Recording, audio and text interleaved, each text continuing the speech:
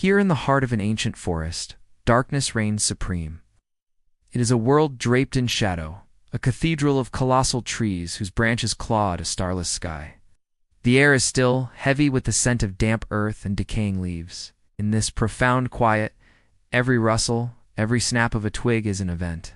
8. The silence is not an absence of sound, but a presence of vast, watchful canvas upon which the dramas of the night are painted. High above the forest floor, in the labyrinthine canopy, a story of survival is about to unfold. It is a contest between two masters of the nocturnal realm, a silent assassin and an aerial acrobat, each a pinnacle of evolutionary design. Locked in a timeless dance of predator and prey, our first protagonist is a creature sculpted by the very essence of night, the great horned owl. It sits motionless, a feathered specter perched on a moss-laden branch, its form nearly indistinguishable from the gnarled wood. But this is no mere statue. It is a hunter of unparalleled sophistication, an organism built for acoustic stealth. Its most remarkable adaptation is one you cannot see: its ears.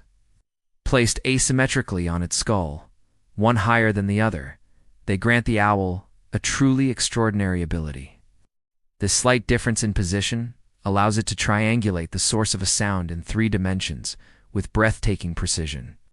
The infinitesimal delay between a sound reaching one ear and then the other tells the owl not just the direction, but the exact height of its origin. Its entire face, a flattened, satellite-like disc of feathers, acts as a parabolic dish, funneling the faintest vibrations toward these hidden auditory chambers. And then there are the wings. Vast and broad, they are fringed with a comb-like serration on their leading edge. This unique structure breaks up the turbulence of air as it flows over the wing, muffling the characteristic whoosh of flight into a profound, almost supernatural silence. When this hunter takes to the air, it does not fly. It drifts, a ghost carried on a current of absolute quiet. Our second player in this nocturnal drama is equally remarkable, though its strategy is one of evasion rather than attack. Hidden within a hollow of a centuries-old oak is the northern flying squirrel. It is a creature of immense charm with large, liquid dark eyes that seem to drink in the meager light. But its true marvel is a feature that remains furled while at rest. Running from its wrists to its ankles is a furry, elastic membrane of skin, known as the Patagium. This is not a wing for powered flight, but a marvel of biological engineering, personal parachute and airfoil rolled into one. When the squirrel leaps into the abyss between trees, it extends its limbs, transforming its body into a square of living sailcloth. By adjusting the tension in this membrane and using its flattened tail as a rudder, it can steer its descent with astonishing agility. It doesn't simply fall, it glides, carving long, graceful, and often unpredictable arcs through the darkness, turning the perilous void of the forest canopy into its own personal highway. For the flying squirrel, the air is not an obstacle, but an escape route, a 3-dimensional chessboard on which it can outmaneuver its earthbound and airborne foes. The physics of the impending confrontation are a study in contrasts. The owl's hunt is a display of controlled, powered flight. Each beat of its powerful wings is a deliberate act, propelling it forward with lethal intent, yet dampened into utter silence by its specialized feathers. It is a creature that defies the stillness, imposing its will upon the air. The squirrel, conversely, is a master of yielding to a fundamental force: gravity. Its journey is a controlled fall, a conversion of potential energy into kinetic motion. It does not generate its own power, but artfully exploits the pull of the earth, using its Patagium to shape its trajectory, trading altitude for distance. One is an engine of silent propulsion, the other a vessel of aerodynamic grace. It is the inexorable, quiet pursuit of a predator against the frantic, gravity-fueled escape of its prey. Tonight, these two opposing principles of movement will collide in the cold night air, a testament to the brutal elegance of natural selection. The hunt begins not with sight, but with sound. Perched high on its vantage point, the owl swivels its head, a slow, deliberate rotation of almost 270 degrees. Its visual world is a monochrome tapestry of deep grays and blacks, but its auditory world is alive with information. It bypasses the chirps of crickets, the distant howl of a coyote, filtering the noise for one specific signature. Then it hears it, a faint, almost imperceptible scratching. It is the sound of tiny claws on bark, 50 feet away and 10 feet down.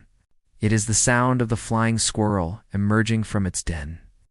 The owl's facial disc instinctively focuses, its head tilting minutely to pinpoint the sound's origin. It is locked on. The squirrel, unaware of the silent sentinel, scurries to the edge of a branch, its whiskers twitching, its large eyes scanning the chasm before it. It gathers itself, a small, tense bundle of fur and bone, calculating the distance to the next tree. The owl remains perfectly still, a knot of focused potential energy. It is waiting for the one moment of absolute commitment. The moment arrives. The final decisive twitch, the squirrel leaps, throws itself into the void, its limbs flinging wide, the Patagium instantly unfurling into a taut, dark square against the gloom. For a split second, it is suspended, a creature of pure faith, committed to the glide. That leap is the trigger. In the exact same instant, the owl launches from its perch. There is no sound, no warning. One moment, it is part of the tree. The next, it is a silent, winged shadow descending upon its target. Its flight is not a frantic chase, but a calculated intercept course, a trajectory plotted by an ancient instinctive supercomputer that has already accounted for the squirrel's speed, its likely arc, and the pull of gravity. The gap between them closes with terrifying speed. The silent assassin is closing in on the Aerial Acrobat. What follows is a ballet of life and death, executed in fractions of a second. The owl, wings outstretched to their full, formidable span, adjusts its descent, its massive yellow eyes now fixed on the gliding form. As it nears, it swings its legs forward, a motion that is both graceful and terrifying. Its weapons are revealed. 8 needle-sharp talons, housed in powerful feet, extend from their feathered sheaths. These are not merely for grasping. They are surgical instruments designed to pierce and hold. The squirrel, now fully aware of the doom descending from above, executes a desperate last-ditch maneuver. It twists its body, pulling one side of its Patagium tighter, attempting to swerve, to dip, to change its arc.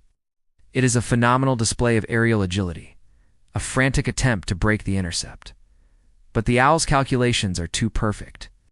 It adjusts in perfect synchrony, its own wings tilting to match the turn. The mid-air collision is swift and almost soundless. The talons find their mark. A puff of fur explodes into the air, and the graceful glide of the squirrel is instantly arrested. The hunt is over. In the aftermath, the forest returns to its profound silence, as if nothing has happened.